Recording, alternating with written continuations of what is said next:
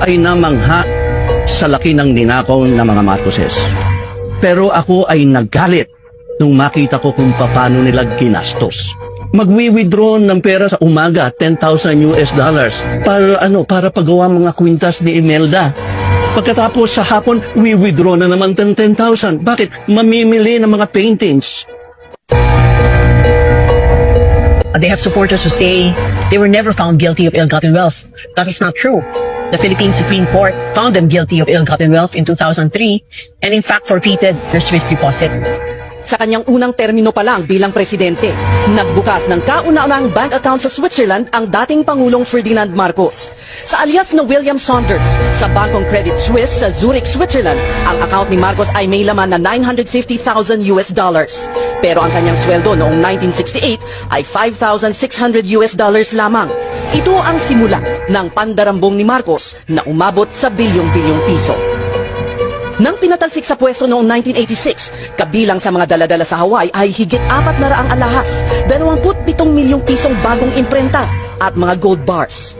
Nagsilbi bilang PCGG Commissioner si Ruben Carranza taong 2001 hanggang 2004. Para sa kanya, ang isa sa pinakamatibay na katibayan ng pagnanakaw ay ang makasaysayang pagsaoli ng Switzerland ng mga pera ni Marcos na nakatago sa kanilang mga bangko.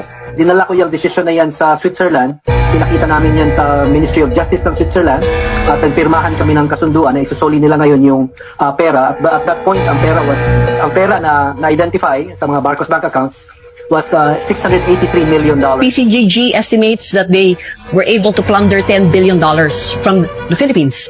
So this is just a portion of what was plundered. Yung pupunta siya sa New York, papasara niya lahat ng mga department stores, tapos magsha-shopping siya. Yung amounts that she would spend for one shopping trip would be enough to feed hungry children. Pero wala sa kanya yun. Wala talagang controls kasi. There was no one to check them. There was no one to say no to them.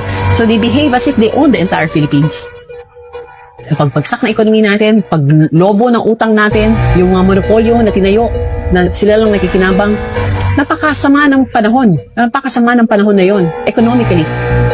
Hindi naman si Marcos ang unang-unang tiwaling presidente ng Pilipinas. Hindi rin maganda ang track record ng mga naunang presidente bago siya. Pero, kumbaga, ibang level. Iba yung antas na nadala ni Marcos nung siya ay presidente pagdating doon sa pagbabaon sa Pilipinas, sa utang, paglalagay ng pera ng bayan, sa mga proyekto na hindi naman mapapakinabangan ng mga ordinaryong tao. I mean, magkakaroon ng economic development sa panahon na yon na ninanakawan ka ng sarili mong presidente? Merong mga monopolyo na siya ang nakikinabang, kanyang